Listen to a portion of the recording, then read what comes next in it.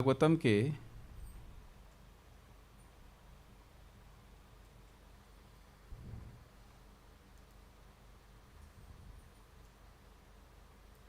दूसरे स्कंद के 9वें अध्याय के 20 से 22 श्लोक को देखेंगे।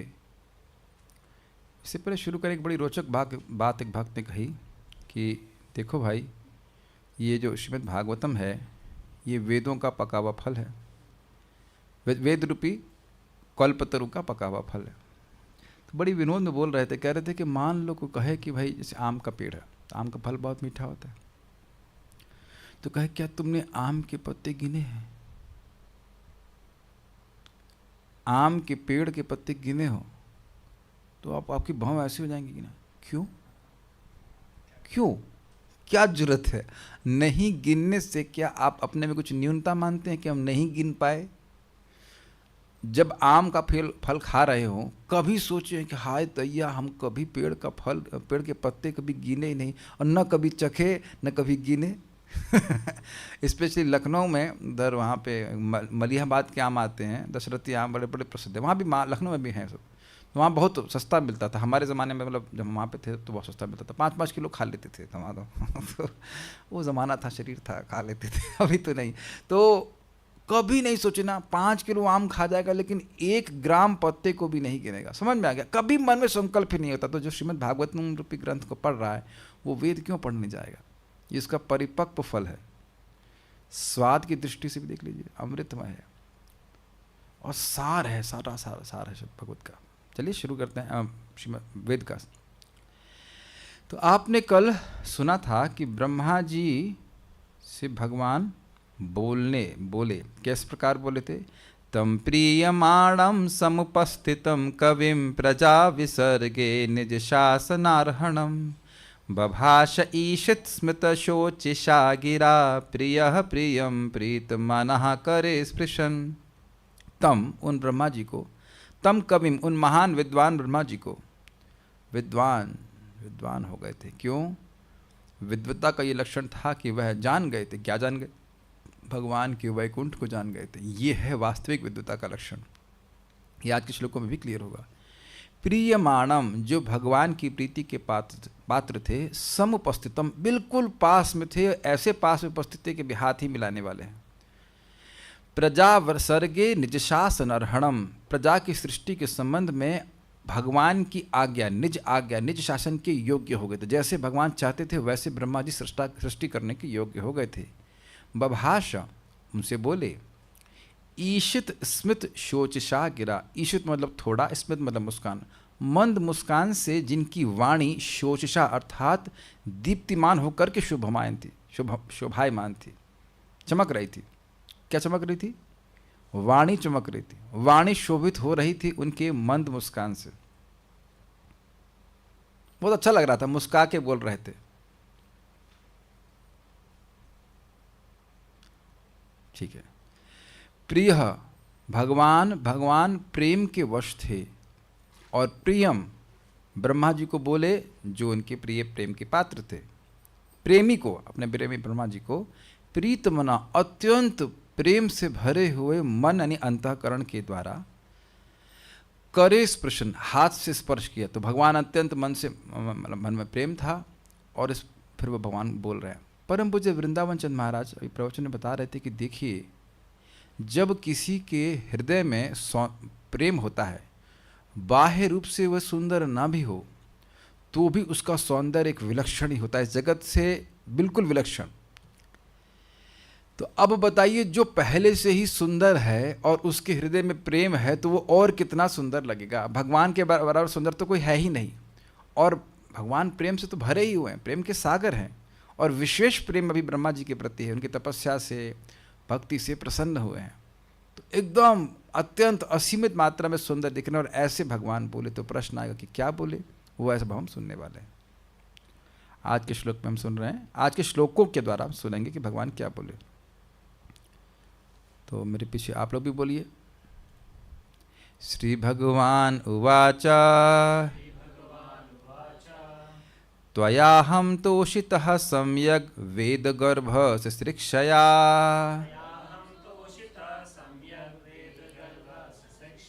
चिरंभृतेन तपसा दुस्तोषः कूटयोगिनाम्। श्रीभगवानुवाच त्वयाहं तोषितः सम्यग् वेदगर्भसशिक्षया चिरंभृतेन तपसा दुस्तोषः कूटयोगिना।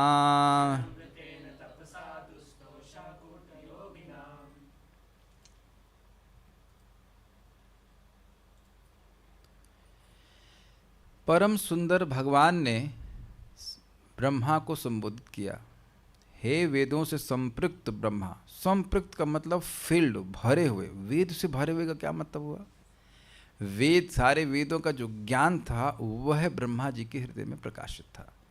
देखिए, सारे वेदों का ज्ञान है क्या वस्तुतः? भगवान के चरणों में प्रीति। रतिर आत्मनो भवेत, ये ब्रह्मा जी का ही वक्तव्य है कि तीनों वेदों को पढ़ करके कंक्लूजन ये निकला कि भगवान की रति जिससे हो जाए। भगवान की रति ही कंक्लूजन है। कंक्लूजन का मतलब सार है। तो वेदों के ज्ञान से संपृक्त थे, अर्थात भगवत प्रेम से पूरित थे। भगवान का प्रेम होने से ही व्यक्ति भगवान को समझ सकता है। आप देख ही रहे हैं, जो नहीं भी देखें वो अब सुन लें एटलीस्ट, कि ब्रह्मा जी को वैकुंठ का दर्शन हो रहा है। वो क्यों हो रहा है? क्योंकि भगवान के प्रेमी है, इसलिए हो रहा है। तो यही वेदों का सार है। केवल वेद पढ़ता रहे और भगवान का प्रेम ना प्राप्त हो या भक्ति नहीं करे तो वह वेद को बिल्कुल नहीं समझ पाया। और टेंजेंशियल उसकी वो वेरोसिटी रही, छू करके निकल गया वेदों को, समझ नहीं पाया वेद का मतलब। टेंजेंट समझते हैं आप लोग? सर्किल में एक टेंजेंट होता है ऐसे, बस खाली टच करके निकल गया, वो उसके सार को नहीं समझ पाया। कौन बोल रहा है ये? भगवान बोल रहे हैं, जो जिनसे सारे वेद प्रकट हुए हैं, और वह कह रहे हैं वेद गर्भ। अब इसको क्या, अच्छा आपको ये अजीब सा नहीं लग रहा है? वेद गर्भ का मतलब ये क्या हो गया? वेदों से संपृक्त ब्रह्मा। इसकी व्याख्या भी मैं करूंगा, पढ़ाएंगे वेद। सृष्टि की इच्छा से की गई तुम्हारी दीर्घकालीन तपस्या से मैं अत्यंत प्रसन्न हूं। भगवान आपके मुख पर आके बोल रहे हैं। आपका मतलब ऐसा हो कभी तो कितना उत्साह मिलेगा। पूर्ण रूप से प्रसन्न हूं आपसे, अत्यंत प्रसन्न हूं। भगवान प्रसन्न। इस जगत में देखो ना, गुरु महाराज आपके सामने बोले बेटा तुम बहुत अच्छा भक्ति कर रहे हो। कभी कभी हो सकता खाली प्रोत्साहन देने के लिए बोल दे हम लोग को जानते नलायक है, वेरी गुड बोल दे ताकि हम प्रोत्साहित रहे। लेकिन मान लो वाकई अच्छे से भक्ति करें, वाकई अच्छे से करें, और गुरु महाराज वाकई बोलें भाई वाह तुम बहुत अच्छी भक्ति की है, तो व्यक्ति को बड़ा प्रोत्साहन मिलेगा। गुरु महाराज प्रसन्न है। और यहाँ तो साक्षात भगवान उनके मुख से भगवान बोल रहे। वैसे गुरु प्रसन्न है तो भगवान प्रसन्न है, इसमें भेद नहीं है। फिर भी आप देखिए ना, भगवान की आराधना कर रहे हैं, किए इतने साल तक, और उनकी केवल बात सुन करके दर्शन नहीं हुआ था। याद दीजिएगा, ब्रह्मा जी को भगवान का दर्शन नहीं हुआ था, ज़्यादा शिक्षा भी नहीं मिली थी। तप तप तप करो, बस 2 बार बोले और लग गए। कितना विश्वास था उनका सहज रूप से भगवान के ऊपर। भगवान को देखे कहाँ, कई हजारों सालों तक भगवान को नहीं देखे, तपस्या करते रहे। आज भगवान प्रकट हैं और कह रहे हैं मैं तुमसे अत्यंत प्रसन्न हूँ। ये मान लो भगवान प्रकट होकर बोलते क्या तुम तपस्या ठीक से नहीं कर पाए तो कितना खराब लगता है इसे लेकिन भगवान तो ऐसे प्रकट होंगे ही नहीं। अगर असंतुष्ट नहीं होंगे तो प्रकट होंगे नहीं। इसीलिए कह रहे हैं क्या, देखो मैं छद्म योगियों से बहुत ही मुश्किल से प्रसन्न हो पाता हूं। अब इसका क्या मतलब है? छद्म योगी का मतलब क्या हुआ? जो सद इच्छा लेकर योग नहीं कर रहा है, उसे कुछ भोग चाहिए, उसे कुछ मोक्ष चाहिए, ये सब छद्म इच्छा है। भगवान की भक्ति कर रहा है किसी भी इच्छा से, अच्छी बात है, लेकिन इच्छा क्या है उससे भगवान संतुष्ट, उससे बहुत फर्क पड़ता है। भौतिक इच्छा से भी कोई भगवान के पास आता है तो भगवान कहते हैं अच्छी बात है, लेकिन ठीक है अच्छी बात है, लेकिन वैसे संतुष्ट नहीं होते हैं जब जैसे निष्काम भावना से कोई व्यक्ति भक्ति कर रहा है। आप अपने जीवन में देखो ना, किसी घर में प्रसाद पाने जा रहे हैं, अब वो यह सोचे कि ये 100 रुपये देगा कि नहीं देगा ये क्या, आप कहेंगे ये कौन सा मसाला डाल दिया तुमने। चाहे कितना भी अच्छा बनाए, बहुत अच्छा प्रसाद बनाया, हमारे सब कुछ खाना वाना बनाया, प्रसाद भी नहीं बोलना चाहिए, खाना बनाया जो कुछ भी है, और मैं सोच रहा हूँ देगा कितना देगा, तो हम उससे वैसे संतुष्ट नहीं हो सकते। आप भी नहीं होते। बताइए, जो व्यक्ति कुछ अन्य सोच रहा है और दोस्ती दिखा रहा है, सेवा कर रहा है, उससे आप वैसे संतुष्ट नहीं हो सकते हैं। और हम लोग तो चलो धोखा भी खा जाते हैं, धोखा ही खाते रहते बहुत बार। भगवान से तो धोखा भी नहीं कर सकता। भगवान तो हमारी इच्छा को हमसे पहले जानते कि क्या मांगेगा। भगवान को देने में कोई दिक्कत नहीं है, लेकिन आप पूरा बैलेंस कीजिए। ऐसा नहीं है कि भौतिक इच्छाओं से भगवान के पास नहीं आ सकते, लेकिन भगवान पूरा संतुष्ट नहीं होते। इसको चैतन्य चरितामृत में समझाया गया है उस भागवत के श्लोक की व्याख्या करते हुए कि सत्यम दिशति अर्थितो नृणाम करके श्लोक है भागवत का 5वें स्कंद का, कि इस सत्य है कि भगवान जो अर्थी है, अर्थात जो कुछ अर्थ लेकर के आया है, धर्म अर्थ काम जो कुछ भी, तो उसको भगवान पूरा करते हैं। लेकिन नैवार्थ दो, ये तो पुनरर्थिता ये था, लेकिन ऐसे पूरा नहीं करते कि वह दोबारा उस अर्थ को मांगे। अर्थात भगवान वाकई संतुष्ट नहीं थे कि वह इस इच्छा से भगवान के पास आया। ये नहीं कहा जा रहा है कि आप भगवान के पास नहीं जा सकते हैं, ऐसा नहीं कहा जा रहा है।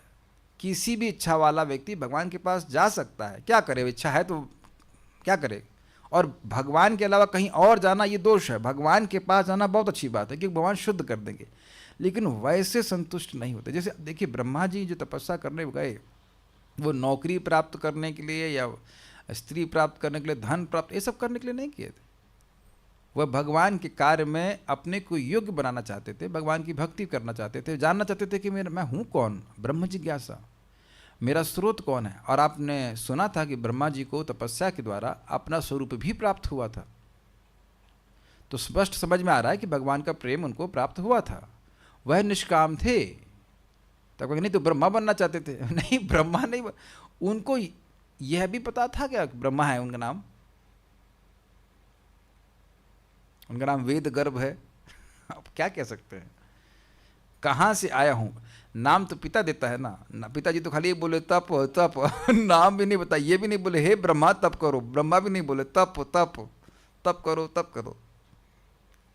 पता नहीं उनको पता था कि नहीं मेरा नाम ब्रह्मा है कि नहीं। जब मिलेंगे कभी तो पूछ लेंगे, आपको पता था कि ब्रह्मा नाम ब्रह्मा है कि नहीं। इट्स वेरी डिफिकल्ट, काफ़ी डिफिकल्ट सिचुएशन ना। पैदा हुए आपका नाम बोलने वाले पिताजी में नहीं, बिना माता पिता के जन्म लेने में यही दिक्कत है। स्वयंभू है ना, तो कोई ये बताने वाला भी नहीं, बोलो बेटा पापा, पापा ने बोला तप तप तप तप करो तप करो। बड़े स्ट्रिक्ट पापा है, बचपन में पैदा होते ही तपस्या कराना शुरू कर दिया, लेकिन आज इसके तार्थ कर दे रहे हैं। इस बात को थोड़ा समझने का प्रयास कीजिए। जब मेरी माता जी जिंदा थी तो बता रही थी कि लखनऊ में एक कपड़े की दुकान वाला है, तो उसने चाट देना शुरू कर दिया। लखनऊ में लोगों को चाट काफ़ी पसंद, सभी जगह पसंद होती है, तो लोगों को पसंद होती है। तो कोई व्यक्ति आता है उससे ये नहीं पूछता कि खरीदो ना खरीदो, पहले चाट खिलाता है। तो क्यों चाट खिलाता था कि वो खाए, थोड़ा बैठे, फिर सोचे यार ये चाट खिलाए से कुछ तो सामान खरीदना चाहिए। तो आपको चाट खिला रहा है इसलिए नहीं कि आपसे प्रेम करता है, बल्कि आपसे बिजनेस करना चाहता है। और इस बात को आगे प्रहलाद महाराज कहते हैं कि जो व्यक्ति कुछ भौतिक मांग रहा है तो वस्तुतः वो वणिक है। तो मेरे को कई साल तक समझ में नहीं इसका मतलब क्या है भाई। जो किसी भौतिक इच्छा से भगवान के पास आ रहा है वो वणिक है, तो क्या मतलब हुआ। बिल्कुल समझिए, एक ही लाइन में समझ में आ जाएगा। वो सेवा कर रहा है, लेकिन वो सेवा को बेच रहा है। मैं ये सेवा कर रहा हूँ, उसके बदले मुझे ये दे दीजिए। अग्रीड, आ गया ना एक दुकानदार वाली बात। तो उससे भगवान वैसे संतुष्ट नहीं होते। ठीक है, प्रभुपाद जी कहते हैं डुप्लिसिटी मीन्स मन में कुछ और रखना और बाहर से कुछ और प्रस्तुत करना। एक बार परम पूज्य राधा रमण महाराज से हमने पूछा, महाराज जी सब क्या मतलब है, सब क्या। तो कह रहे देखिए कभी कभी हम लोग जाते हैं घरों के, जाते हैं कार्यक्रम के लिए, किसी से मिलने जा रहे हैं, और उस दिन मान लीजिए भोजन नहीं मिला है, भूख लगी है, तो प्रसाद देते हैं कि आप प्रसाद लीजिए। ना हमको नहीं, बिल्कुल भूख नहीं है, हमको भूख नहीं है, अंदर से बहुत भूखा है, लेकिन अब बाहर प्रस्तुत करना ना। या कभी कोई डोनेशन दे तो ना इसकी क्या जरूरत है, इसकी क्या जरूरत है दे दो, जल्दी से दो, लेकिन आप बाहर से बोलेगा ना कोई जरूरत नहीं। क्या नहीं करते हैं हम लोग, करते हैं ऐसे इस प्रकार से। तो भगवान कह रहे हैं, भगवान दिस इज़ वेरी नाइस, भगवान तो जान रहे हैं कि ब्रह्मा जी क्यों किए हैं। तो कह रहे हैं कि मैं आपसे बहुत प्रसन्न हूँ। अब देखिए अन्वय को, श्री भगवान वाचा, परम सुंदर भगवान ने कहा, वेद गर्भ, हे वेदों से संपृक्त ब्रह्मा। वेद गर्भ, गर्भ कुछ, गर्भ मतलब पेट अंदर, वेद गर्भ से कुछ आशय समझ में आ रहा है कि जो वेद के ज्ञान को अंदर धारण कर ले, बस मैं यही कहना चाह रहा था, समझ में आ गया। वेद गर्भ का ही अर्थ हुआ। केवल बोल नहीं रहे हैं वेद को, वेद के सार को, वेद के ज्ञान को वह डाइजेस्ट कर लें। पेट पे हम ऐसे भी कह सकते हैं कि पेट में डाइजेस्ट करते हैं, तो ऐसे वेद के ज्ञान को वह पचा लिए हैं। वह है भगवान का प्रेम। माता जी को फोन दे दीजिए उनको। अच्छा, फिर दूसरे फोन से क्यों देख रहे हैं? अच्छा ठीक है ठीक है ठीक है, तब स्वेच्छा से कर रहे हैं, ठीक है।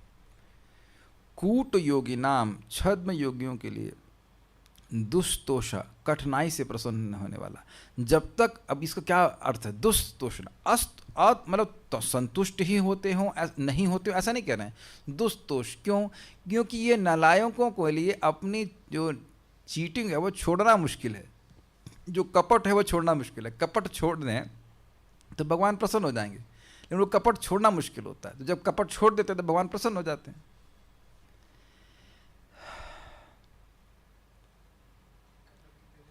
कपट की जो प्रवृत्ति, अच्छा कपट क्या है?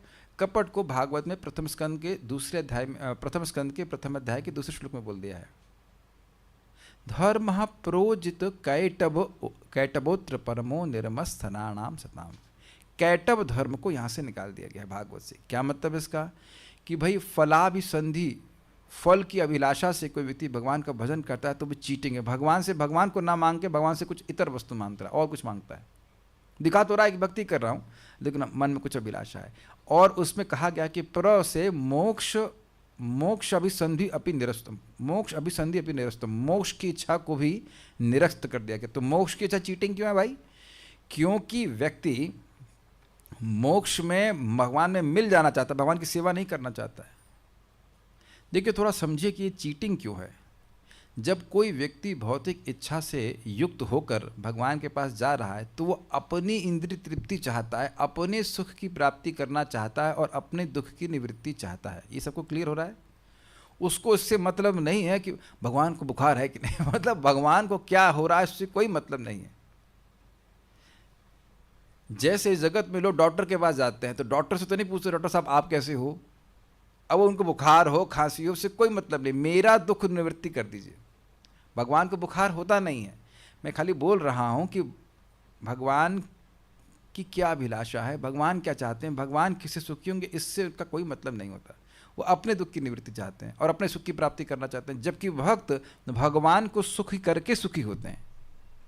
तो देखिए ब्रह्मा जी की जो इच्छा थी सृष्टि करने की, वह कोई खुद प्राइज पोजीशन प्राप्त करने के लिए नहीं थी कि मैं उनको जाना जाएगा कि भाई ब्रह्मा जी हैं। जिन लोग की वो सृष्टि किए हैं वो उनको जान लेंगे तो क्या फ़र्क पड़ जाएगा? कुछ कैच किया आपने? हम सभी के शरीर ब्रह्मा जी ने सृष्टि करी है, वो हम उनको उनकी वाहवाही कर भी देंगे तो क्या है, तुम बच्चे हो यार हमारे सामने बच्चे हो, इज इट नॉट? बच्चों के बच्चों के बच्चों के बच्चों के बच्चे हैं। और वैसे भी ब्रह्मा जी को कौन जान रहा है, कितना उनके पास अपार ज्ञान है। तो ब्रह्मा जी की इच्छा सृष्टि करने के लिए इसीलिए थी क्योंकि वह चाहते थे कि जो भगवान की इच्छा है निज शासन अर्हणम, जीवों को शरीर प्राप्त हो ताकि वो पुरुषार्थ कर सके, अंत तो करता हुआ उनके भगवान के पास जा सके। इस कार्य को संपादित करने के लिए ब्रह्मा जी की इच्छा थी। कोई बहुत पोजीशन प्राप्त करने के लिए नहीं थी, क्योंकि हम लोग ब्रह्म संहिता से सुन चुके हैं कि उनको अपना स्वरूप प्राप्त हो गया है सृष्टि की शुरुआत से पहले ही। याद है ना आपको? उनको अनुभव हो गया था कि भगवान के वे दास हैं या दासी हैं, अगर एक्सप्रेसली बोला जाए तो। सृष्टि करने के पहले ही उनको अपना स्वरूप की अनुभूति हो गई थी। तो आप यह नहीं कह सकते कि उनमें कुछ भौतिक इच्छा है, बिल्कुल नहीं, पर पवित्र आत्मा है, शुद्ध आत्मा है। अगर वह जरा सा भी कपट युक्त होते तो भगवान उनको अपना दर्शन नहीं देते, वैकुंठ का दर्शन नहीं कराते। वो पवित्र हो गए हैं, ये सूचित हो रहा है इस बात से कि उन्होंने अपना हृदय को वैकुंठ का भगवान का दर्शन किया, दिव्य दर्शन किया, अपरोक्ष दर्शन किया।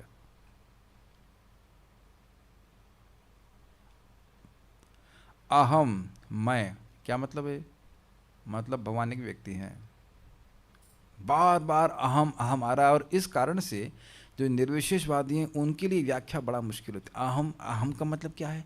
अहम के अंदर वो जो अव्यक्त है वो बोल रहा है, ये कुछ नहीं बोल रहा है, ये तू बोल रहा है, वो नहीं बोल रहा है। भगवान तो अहम मतलब भगवान बोल रहे हैं। मैं परम सत्य एक व्यक्ति हैं, ही इज कॉन्शियस। अब देखिएगा क्या क्या क्या अर्थ आता है।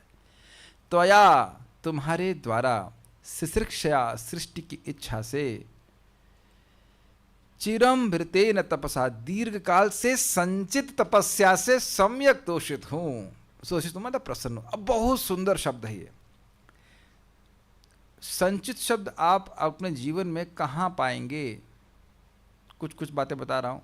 दाल का संचय करते हैं, दाल इकट्ठी करते हैं। चावल इकट्ठा करते हैं, तो चावल तो वैसे इतना नहीं इकट्ठा करते हैं, ला के रख धर दिया 30 किलो से कम होता जाता है। लेकिन बैंक में पैसा संचित करते हैं कि नहीं?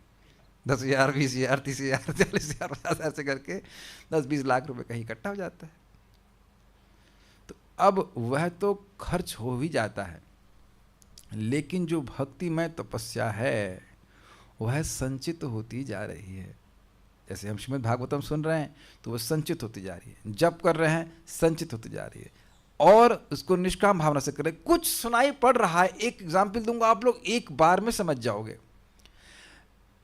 कितने लोगों के पास अभी, ये नहीं पूछ, ऐसे नहीं पूछ सकता, हम लोगों में से बहुत लोगों के पास इतना धन नहीं है कि अब मकान खरीद लें, वृंदावन में कहीं पे भी। तो क्या करता है व्यक्ति? पैसा जोड़ना शुरू करता है, डिग डिग डिग डिग डिग डिग डिग डिग डिग 10,000, 20,000, अपना पीठ काट काट करके पैसा बचाता है। सब सुना होगा आपने। तो तपस्या कर करके व्यक्ति पैसा जोड़ता है, अंत तो गत्वा वो जब पैसा संचित हो जाता है तो वह मकान खरीदने में समर्थ हो जाता है। ऐसे ही हमारी तपस्या जुड़ रही है। हरे कृष्ण हरे कृष्ण हरे कृष्ण हरे कृष्ण हरे कृष्ण हरे कृष्ण, ऐसे ऑब्वियसली हरे कृष्ण कृष्ण कृष्ण हरे हरे, हरे राम राम राम हरे हरे। उस तपस्या को भगवान के नाम की, ये भगवान की कथा को सुनने की जो भी तप फल मिल रहा है उसको तो पहले आप काउंट नहीं कर सकते, लेकिन जो भी है उसको भक्त लोग खर्च नहीं करते। वो चाहते कि भगवान से हमारी भक्ति बढ़ती चली जाए, अकाउंट बढ़ता चला है, बढ़ता जाए बढ़ता जाए। अरे एक दिन जब भगवान से पूरा संतुष्ट हो जाएंगे तो एकदम आपके सामने हाथ मिलाएंगे, हाँ ठीक है अब तुम योग्य हो गए। समझ में आ गया ना? तो कह रहे चिरम भृतेन तपसा सम्यक तोषितः, बहुत काल से जो आपने तपस्या करी उसके द्वारा मैं पूर्ण रूप से प्रसन्न, सम्यक तो समझते अच्छी प्रकार से, भली प्रकार से, अच्छे से संतुष्ट हो गया। क्या प्रमाण है कि भगवान पूर्णतः संतुष्ट हो गए? हो सकता हो भगवान कपट कर रहे हैं, ऐसे ही बोल दे रहे हो। भगवान पहले ही बोल दिए हैं कि कूट योगियों के द्वारा मैं प्रसन्न नहीं होता, तो कपट नहीं कर रहे हैं। कपट कर रहे होते तो वैकुंठ का दर्शन क्यों कराते और अपना भी दर्शन क्यों कराते? अगर कपट कर रहे होते तो ब्रह्मा जी को आनंद से परिप्लुत क्यों कर दिए होते? भगवान कभी कपट नहीं करते। प्रभुपाद जी बड़ा अच्छा स्टेटमेंट देते हैं, जगत में कोई भी व्यक्ति आपसे कपट कर सकता है, बल्कि कपट ना करे तो आश्चर्य कीजिएगा। बद्ध जीव का मतलब कपट करेगा ही, चीटिंग प्रोपेंसिटी उसकी रहेगी। आप लोग आश्चर्य करते हो ना कि कपट क्यों कर रहे हैं, आप आश्चर्य करें कि कपट क्यों, ये कपट क्यों नहीं कर रहा है, इससे कपट हो क्यों नहीं रहा है? क्योंकि जितना भक्ति बद्ध होगा वो कपट करबे करेगा, करिए करना ही है, 100% करना है। आप देखिए जपा रिपोर्ट में भी लोग रिपोर्ट करते होंगे, तो हो सकता हो कि 5 मिनट पहले का कर देते हो कि भाई चाहे 55 पे हुआ है तो कोई बात नहीं, चाहे 50 लिख दे, क्या फर्क पड़ता है, खुश हो जाएंगे प्रभु जी। भगवान तो देख रहे हो ना कि क्या रिपोर्ट कर रहे हैं। All of us want to make keep a farce, समझते हैं ना? फार्स समझते हैं, एक मखौटा सामने रखना चाहते हैं तो दुनिया को दिखे कि बड़े अच्छे हैं। भगवान कपट नहीं करते, जब वो कभी नहीं कर रहे हैं तो हमें भी निष्कपट होकर भगवान का भजन करना चाहिए। वैसे भी भगवान से कपट नहीं कर सकते तो करने का फायदा क्या? अब बताइए कोई व्यक्ति ऐसा हो जो आपको आपकी सब बात जानता हो। मान लीजिए फॉर एग्जाम्पल आपको मालूम चल जाए कि मैं जानूंगा कि आप कितने बजे माला किए और कितनी माला किए हैं।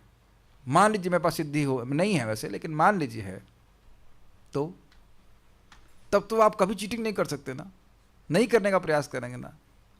मेरे पास ऐसी सिद्धि नहीं है, घबराइए मत, आप कुछ भी पोस्ट कर सकते हैं, लेकिन मुझको एकदम, आप बताइए ना कोई व्यक्ति ऐसा हो सिद्धि प्राप्त हो कि बिल्कुल नहीं उसको पता है।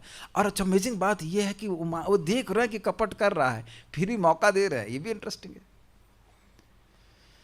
तो भगवान से कपट नहीं करना चाहिए, हम कभी चीटिंग में को प्राप्त नहीं होंगे। पहली बात तो शिक्षा यहाँ से प्राप्त हो रही है। भगवान खूब जितना हमारी क्षमता है करते जाइए करते जाइए करते जाइए, भगवान उस निष्कपट भाव से बहुत संतुष्ट होते हैं। ठीक है, तो ब्रह्मा जी से संतुष्ट हुए। श्लोक एक बार देख लीजिए। श्री भगवान वाचा, भगवान ने कहा त्वया अहम तोषितः सम्यक, मैं तुम्हारे द्वारा अत्यंत तोषित पूर्ण रूप से तुष्ट हुआ हूं। जो अनंत हैं वो पूर्ण रूप से संतुष्ट हुए, जिनकी कोई सीमा नहीं है वह पूर्ण रूप से संतुष्ट हुए हैं। कुछ सुनाई पड़ रहा है अजीब सी बात? जो अनंत है उसको कैसे संतुष्ट करेंगे भाई? भाई मेरी मान लीजिए भूख है 1-2 किलो चावल खाने, नहीं इतना नहीं खा सकता, 100-200 ग्राम चावल खाने की, तो आप कहेंगे हम पूर्ण रूप से संतुष्ट है, क्यों भाई 100 ग्राम चावल खिला दिया इनको। लेकिन मैं अनंत हूँ, तब कितना चावल खिलाना पड़ेगा? आपको पूर्ण रूप से संतुष्ट करने के लिए तो अनंत चावल देना पड़ेगा ना। लेकिन यही मिस्टेक है। भगवान की इतनी सुंदर स्वभाव है कि अनंत हैं, उन्हें क्या कितना खिला सकते हैं, उनके लिए क्या तपस्या कर सकते हैं? कुछ भी करेंगे वो कम है। लेकिन थोड़ी सी भी तपस्या करता है, ब्रह्मा जी की तपस्या भी शाश्वत काल में तो थोड़े समय के लिए ही है ना, तो उससे भगवान संतुष्ट हो जाते हैं। वेद गर्भ से शिक्षा, हे वेद गर्भ, हे वेदों को डाइजेस्ट करने वाले कह लीजिए, ज्ञान को अपने हृदय में, पेट में रखने वाले, हृदय में रखने वाले, अंतःकरण में रखने वाले ब्रह्मा से शिक्षा, सृष्टि की इच्छा से जो आपने तपस्या करी है, शिक्षा चिरम भृतेन तपसा, सृष्टि की इच्छा से आपने जो लंबे समय तक तपस्या संचित कर ली, उससे मैं बहुत संतुष्ट हूं। शिक्षा शब्द का क्या अर्थ है? सृष्टि करने की इच्छा से। ब्रह्मा जी कब बोले कि मुझे सृष्टि करनी है? देखा, ब्रह्मा जी भगवान के सामने कुछ बोले नहीं ना, आनंद से परिप्लुत थे। भगवान पहली बार बोल रहे हैं ना, देखा आपने, कैच किया? और भगवान कह रहे कि सृष्टि की इच्छा से आपने जो तपस्या की उससे मैं संतुष्ट हूं। Is it not amazing? है ना आश्चर्यचकित करने वाला? आपको कैसे पता? How do you know? बेटा तुमको तब हम ही बोले थे। हम सब जानते भगवान ये कह रहे हैं। कितना अमेजिंग है ना, जो भी आपकी इच्छा है वह भगवान जानते हैं। अब आप विचार कीजिए, शास्त्र श्रवण करके हमको बस इतना क्लिक कर जाए कि मुझे भगवान का प्रेम प्राप्त करना है, क्योंकि आपने अभी परसों ही सुना कि प्रेम प्राप्त करके ब्रह्मा जी को कितना आनंद हुआ। तो कहीं ना कहीं हृदय में फालतू की इच्छाओं को त्यागने की प्रेरणा मिल रही है ना।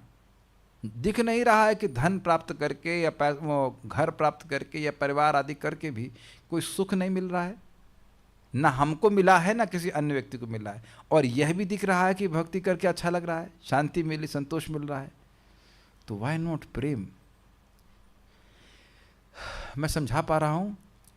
प्रेम की एस्पिरेशन का एक स्पार्क, प्रेम प्राप्त करने की लालसा की एक चिंगारी हमारे हृदय में इस प्रकार से जग जाती है कि भाई ये तो बहुत बढ़िया चीज़ है, और वो इच्छा भगवान नोट करते हैं। जैसे ब्रह्मा जी की इच्छा को कई हजारों साल पहले भगवान ने नोट किया कि ये सृष्टि करना चाहते हैं, मेरी आज्ञा के अनुसार करना चाहते हैं, सृष्टि करना चाहते हैं, और आज भगवान इस इच्छा को पूर्ण कर रहे हैं, इनको शक्ति देंगे इस प्रकार से। है ना, कितनी सारी बातें एक श्लोक में, शिशिरक्षया। मैं जानता हूं कि आपने तपस्या क्यों करी,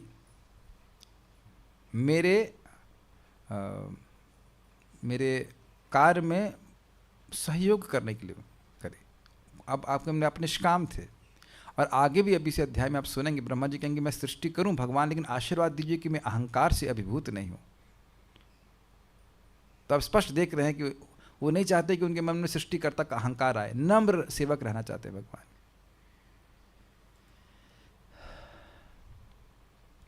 देखिए, जैसे हम लोग भगवद गीता में सुनते हैं कि जो भगवद गीता का ज्ञान दूसरों को देता है वो भगवान को बहुत संतुष्ट करता है। तो आपके मन में क्या इच्छा है सुनकर? क्या चाह रही है? आइसक्रीम खाना है, देना चाहिए। फिर देखेंगे अरे अभी हम तो नहीं दे पा रहे हैं, तो देने की इच्छा तो आएगी ना। और भक्ति करते रहिए तो भगवान हमको समर्थ बनाएंगे। श्रीधरी, जगत की सृष्टि करने की इच्छा से की गई तपस्या के कारण मैं अच्छी तरह से संतुष्ट हो गया हूं। कपट पूर्वक की जाने वाली तपस्या के द्वारा कोई भी मुझको संतुष्ट नहीं कर सकता है। स्पष्ट सारार्थ दर्शनी। वेद गर्भ संबोधन ब्रह्मा जी के लिए है, जिन्होंने वेदों को पूर्णतः समझकर उन्हें अन्य तक संचारित किया। स्पष्ट है, उनकी ही एक दल, उनका ही दल है। इसको ऑफ करके फिर से ऑन कीजिएगा ताकि वो येलो हो जाए। हाँ, फिर से कीजिए, फिर से कीजिए। हाँ, तो हमने सुना था कि ब्रह्मा जी का एक दल है, जिसे ब्रह्म मध्व गौड़ी संप्रदाय कहते हैं, जिसमें ये वेदों का ज्ञान प्रवर्तन हो रहा है, लोग सीख रहे हैं। उन्होंने सिसृक्षया अर्थात ब्रह्मांड की सृष्टि हेतु दीर्घ काल पर्यंत तपस्या की थी। स्पष्ट है, योगी जन मुझे उसी प्रकार संतुष्ट नहीं कर सकते जैसा आपने किया है। सद्रक अर्थात सम्यक, तो आप कहेंगे सद्रक शब्द कहाँ है, तो एक पाठ भेद है, कहीं सम्यक है कहीं सद्रक है, तो प्रभुपाद जी के यहाँ पे इसमें सम्यक लिया गया है, तो सम्यक ही है, उसको कुछ विशेष नहीं पढ़ना है। आगे एक नोट है, ये बाल प्रबोधिनी से, हे वेद गर्भ कहने से यह सूचित होता है कि ब्रह्मा जी में भगवान ने ज्ञान शक्ति का संचार कर दिया। अब ये बहुत अद्भुत बात है। हमने सुना था कि भगवान ने हाथ मिलाया तो भगवान ने ब्रह्मा जी के अंदर क्रिया शक्ति का संचार कर दिया। अब यहां बोले हे वेद गर्भ। अब आप ये बताइए, वेद गर्भ का क्या मतलब हुआ? वेदों का ज्ञान जिसके हृदय में प्रकाशित है। तो भगवान झूठ बोल रहे हैं, भगवान कपट तो वैसे ही नहीं करते।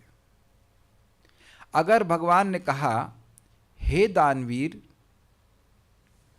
अगर दानी ना भी हो, वो एकदम कंजूस हो, तो उसी क्षण वो व्यक्ति दानवीर हो जाएगा। ये भगवान की क्षमता है।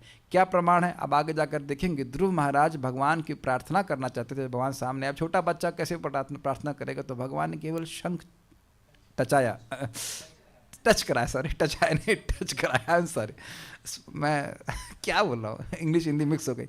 स्पष्ट करा, छुआया, उसी से सारा ज्ञान प्रकाशित हो गया भगवान के संकल्प मात्र से।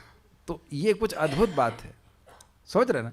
हे वेदों के जानने वाले, ये भगवान ने बोला, वहाँ और कोई तो सुनने वाला था नहीं, किसी को सुनाने के लिए बोल रहे हो। भगवान खाली ब्रह्मा जी को बोले, तो ये बोलने मात्र से भगवान ने ज्ञान शक्ति का संचार कर दिया। भगवान में अनंत शक्तियाँ, एक क्षण में किसी को सारा ज्ञान दे सकते हैं। तो बोलने मात्र से ब्रह्मा जी को सारा ज्ञान हृदय में प्रकाशित हो गया। तेने ब्रह्म हृदय आदि कवि मोहयंती ये तो सूर्य। तेने, आपके द्वारा ब्रह्म वेद का ज्ञान आदि कवि ब्रह्मा जी के हृदय में प्रकाशित कर दिया गया था। एक क्षण में, ये नहीं कि धीरे धीरे, एक क्षण में भगवान प्रकाशित कर सकते। ये बात हमेशा याद रखिएगा कि भगवान जब चाहेंगे तुरंत ही सारा ज्ञान प्रकाशित कर देंगे। वह तो हमारी सिंसियरिटी देख रहे हैं कि हम कितना सिंसियरली भगवान की भक्ति कर रहे हैं। एक भक्त अभी हमारे संग नए जुड़े, तो आज बात हो रहा था, तो उनसे वो कह रहे थे कि हमने जीवन में बहुत कठिनाई झेली है। तो हमने कहा जो कुछ भी हो, अगर वह समझ सके भागवत पढ़ करके कितने अच्छे स्थान में वो पहुंच गए हैं, तो सारी कठिनाई भूल जाएंगे। जैसे कोई व्यक्ति यहाँ कितना भी कठिनाई अनुभव किया हो जगत में, एक जीवन की बात कर रहा हूँ, तो दिव्य 1000 साल तक तो नहीं किया ना, देवताओं की 1000 साल तक तो आपने नहीं सहन किया। सबसे बड़ी कठिनाई यह है कि लोग आसानी से समझ नहीं पा रहे कि भागवत का संपर्क मिल रहा है, जब करने को मिल रहा है। ये भगवान ने आपकी सारी कठिनाइयों को समाप्त करने का संकल्प ले लिया है, इसलिए आपको हरे कृष्ण मंत्र दिया है। शायद तेरी मुक्ति का ख्याल मन में आया है, इसीलिए कृष्ण ने तुमको उस कौन ने बुलाया है। और शायद नहीं, हम अब मजाक में नहीं बोल रहे, ये साक्षात भागवत में लिखा है। मुचकुंद महाराज भगवान के सामने, और वो कहते हैं कि जब किसी की मुक्ति का समय आता है तब उससे भक्तों को संग मिलता है। ये अच्छा फोटा हो गया, शायद तेरी मुक्ति का ख्याल मन में आया है, इसीलिए कृष्ण ने तुमको उस कौन ने बुलाया है। नहीं तो मिलते ही नहीं, मिलते ही नहीं, मिलते ही नहीं।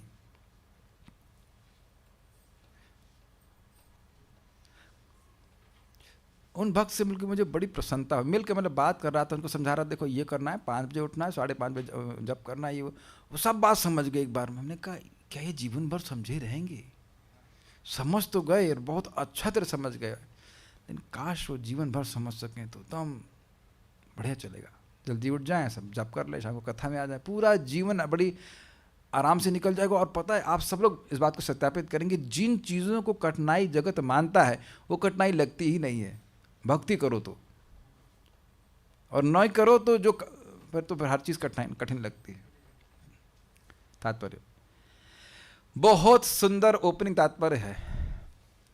हमेशा सोचता हूँ कि 3 श्लोक कर पाऊंगा, लेकिन कर नहीं पाता। इतना डिलाइटफुल तात्पर्य है प्रभुपाद जी का ना। जो स्टार्टिंग होता है, बड़ा लाइक सुंदर एंट्री होती है इस श्लोक में कह रहे हैं तपस्या दो प्रकार की होती है, एक तो इंद्रिय तृप्ति हेतु और दूसरी आत्म साक्षात्कार हेतु। अब इस जगत में तो आप बिल्कुल स्पष्ट देख रहे हैं कि लोग पहली वाली तपस्या में ही लगे पड़े हैं, मकान चाहिए, दुकान चाहिए, ये चाहिए, और लगे पड़े हैं। एक व्यक्ति को हम जानते हैं, वो 3 बजे उठ करके इधर एक सिटी से दूसरी सिटी में जा करके तब नौकरी करना जा रहे हैं, फिर वहाँ से लौट रहे हैं, लाइक ऑलमोस्ट 60-70 किलोमीटर। वह भक्त बता रहे थे कि 75 किलोमीटर जाते थे वो, मतलब डॉक्टर थे, वो इलाज करके फिर उसके वापस आते थे। कितने बीमार थे बेचारे, 75 किलोमीटर एवरी डे, काफ़ी हैवी होगा नहीं? तो यही ना कि 2 वक्त की रोटी के लिए कर रहे हैं ना, ये सब 2 वक्त की रोटी के लिए कर रहे हैं नहीं, बहुत सारी चीज़ों के पीछे कर रहे हैं। वो तृष्णा है, वो प्यास है कि ये चाहिए वो चाहिए। इस पर भी मुझे हंसी आई थी कि बाद में भक्त बन गए तो माता जी कहती हैं हम मकान बनाए और उसी की मेहरी खुद ही बन गए, नौकरानी खुद ही बन गए, दिन भर सफाई करते रहे। यही तो है, इस तपस्या का क्या फल मिला? फिर एक तपस्या। बहुत अच्छा बात यहाँ पे याद आ रही है, आप जानते शायद मैं क्या बोलूँगा, हमको महाराज की बात याद आ रही है कि आध्यात्मिक लाभ के लिए ही तपस्या करना चाहिए। क्यों? क्योंकि आध्यात्मिक सुख ये उत्कृष्ट है और शाश्वत है, सनातन है, और ये जो भौतिक सुख है वो निकृष्ट है, लो क्लास है। अब देखिए, हम थोड़ा सा बात लो क्लास समझाने के लिए करेंगे, प्लीज़ अपने सहन कर लीजिएगा। किसी किसी जगह पे जो कमोड होता है वो बहुत गंदा होता है, इतना गंदा होता है कि आप उसे गंदा नहीं करना चाहते। समझ गए मैं क्या कहना चाहता हूँ? अब तो समझ में आ रहा है ना आपको? तो ये जगत, स्पेशली ये पृथ्वी कह लीजिए, इतना खराब देवता मानते हैं। प्रभुपाद जी कहते थे कि वो लोग मतलब स्टूल पास करने के लिए भी जगत में नहीं आएंगे, और इस जगत में हम इतने आसक्त हैं। या जो देह के सुख में हम लोग आसक्त हैं, उस पर विचार कर लिया जाए। हमारे घर में भगवान की कृपा से एक भक्त ने बहुत सुंदर चावल दान किया था, है कि नहीं? हाँ, दिख नहीं रहा अभी, नहीं अभी, लेकिन दिए थे, बहुत अच्छा। हर बार डब्बा खोलते हैं वही बात याद आती है, जैसे डब्बा खोलते हैं एकदम खुशबू आती है। तो महाराज की बात याद आती है कि कुछ चावल ऐसा होता है कि खोलते ही रूम में महक आ जाए, और 2 महीने से 3 महीने से पड़ा है, खुशबू ही आ रही है। तो स्टील का डब्बा उस चावल को खराब नहीं कर रहा है, कितने महीने से? 3-4 महीने से। लेकिन इस शरीर में जाते ही 5-6 घंटे में उसका कितना विकृत स्वरूप हो जाता है कि उस चावल को कोई देखना न चाहेगा। और ऐसे देह में व्यक्ति की ये भावना होना कि ये इससे मुझे सुख मिल जाएगा, ये कितना अज्ञान है, टोटल अज्ञान है ना। इसीलिए बार बार इस बात की हैमरिंग की जा रही है कि इंद्रिय तृप्ति के लिए व्यक्ति तपस्या ना करे। यानी कि बात तो ये कही जा रही कि दुख प्राप्त करने के लिए दुख मत सहो। तपस्या मतलब दुख सहन करना है ना, स्वेच्छा से। तो यहाँ कहा जा रहा है कि दुख प्राप्त करने के लिए दुख सहना नहीं करना चाहिए, सुख प्राप्त करने के लिए करना चाहिए। और सुख मिलता है भगवान की भक्ति करने से, जप करने से। जैसे मैंने उस नए भक्त, एटलीस्ट जीवन में मुझे दिख रहा है, नए भक्त से कहा कि आप सुबह उठिए, तो प्रारंभ में हो सकता है कठिन लगे, लेकिन इससे जो सुख मिलेगा वो दुनिया में जो सारी बाकी चीज़ें हम कर चुके हैं वो सब उसके आगे फीके लगने लग जाएंगे। तो इसके लिए तपस्या करना चाहिए। और एक और बात समझ लीजिए, जब तक इस जगत में हैं तपस्या को आप छोड़ नहीं सकते, तपस्या तो करनी ही पड़ेगी। क्या भोजन बनाते समय तपस्या नहीं होती है, या नौकरी करते समय तपस्या नहीं होती है? जैसे मैं पूछता ही हूँ कि आप जॉब कर रहे हैं, हाँ 10 से 8, मतलब 10 से 8 क्या कर रहे हैं? एंटरटेनमेंट कर रहे हैं ना। वो वक्त पे भी दिख ही रहे हैं जिनसे मैंने पूछा था, एंटरटेनमेंट करते हैं ना 10 से 8 में। आप लोग एंटरटेनमेंट करते हैं ना, तप कर रहे हैं कि नहीं? 8-9 घंटे व्यक्ति तपस्या करता है धन वन प्राप्त करने है, करना भी पड़ रहा है आजकल, क्या कर सकते हैं, कुछ नहीं कह सकते। लेकिन वो सारा कुछ एक झटके में काट के ख़त्म कर दे सकते हैं ना। कोई चोरी कर लेगा या छीन लेगा या कुछ भी हो सकता है, हम शरीर ही छोड़ दें, और उससे भी क्या सुख मिल रहा है जरा विचार कर ले। तो अब ठीक है, उसको तुरंत हम नहीं छोड़ सकते हैं, ना छोड़ने के लिए कोई बोला जा रहा तुरंत, लेकिन भगवान की भक्ति प्राप्त करने के लिए अपने हृदय को शुद्ध करने के लिए तपस्या करना चाहिए। और जब ये मौका मिले तो खूब उत्साह से होना चाहिए कि वाह, कितने जन्मों से अपने हृदय को गंदा कर रहा हूं, अब साफ करने का मौका मिला है।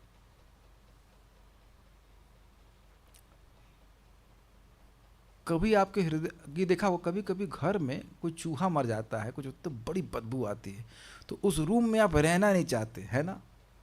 बिल्कुल नहीं रहना चाहते ना कि वहीं पे सोए, ठीक है आने दो, इसे ओके, एक दो चूहे और मार दो, नहीं चाहते ना, बिल्कुल नहीं चाहते ना। अरे यार कुछ करो, कुछ लगाओ लगाओ, कुछ लगाओ, इसको निकालो यहाँ से। तुरंत कितने उद्विग्न हो जाते हैं कि इस गंदगी को, इस महक को बाहर निकाला जाए।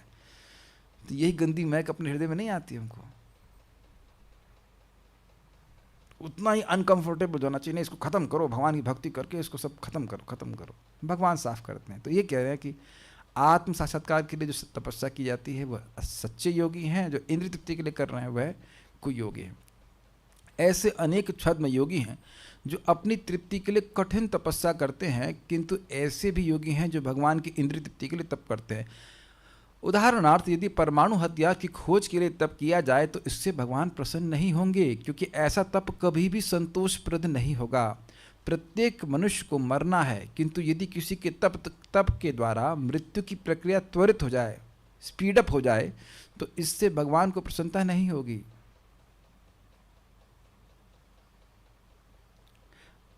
क्या फिर किससे प्रसन्नता होगी? भगवान चाहते हैं कि उनके सारे अंश भगवान के धाम पहुंचकर शाश्वत जीवन पाएं और आनंद भोगें, और सारी भौतिक सृष्टि की रचना इसी उद्देश्य से की गई है। ब्रह्मा ने इसी उद्देश्य के लिए, अर्थात सृष्टि क्रम को नियमित करने के लिए तपस्या की, जिससे भगवान प्रसन्न हो सके। इसलिए भगवान उनसे इतने प्रसन्न हुए और ब्रह्मा जी को वैदिक ज्ञान से पूरित कर दिया। वैदिक ज्ञान का चरम लक्ष्य भगवान को जानना है, अन्य कार्यों में इसका दुरुपयोग करना नहीं। जो वैदिक ज्ञान का उपयोग इस कार्य के लिए नहीं करते वे कूट योगी कहलाते हैं, जो निर्देश अपना जीवन विनष्ट करते हैं। बहुत सुंदर तात्पर्य है और इसको हम थोड़ा और तोड़ के समझेंगे। ऐसी तपस्या जिससे भगवान प्रसन्न नहीं हो तो फिर मतलब ही नहीं है, और उसी को छद्म तपस्या कहते हैं। जैसे कोई व्यक्ति कोई सिद्धि प्राप्त करना चाहता है, तो सिद्धि प्राप्त करके क्या हो जाएगा? वह कुछ लोगों की चेतना का केंद्र बन जाएगा। अरे भैया वो तो पानी में चल लेते हैं, वो तो अफगानिस्तान का सेब लेके रख दिए। ऐसा करके लोग अपने गुरुओं के बारे में बोलते हैं, हमारे गुरु जी के फोटो से राख निकलती है। अच्छा अच्छा, तुम्हारे दिमाग में भर जाती है, तो तुमको समझ में नहीं आ रहा कि वो भगवान नहीं है। गुरु जी के दांत टूटते हुए देख रहे हो, फिर भी सोच रहे हो कि भगवान है। तो यह सब वो व्यक्ति अपनी इंद्रिय तृप्ति के लिए करता है, जो भी योगी इस प्रकार का होता है। और अब जो प्रभुपाद ने उदाहरण दिया ये तो बड़ा सुंदर। मान लीजिए कह दिया जाए कि आपको परमाणु हथियार बनाना है,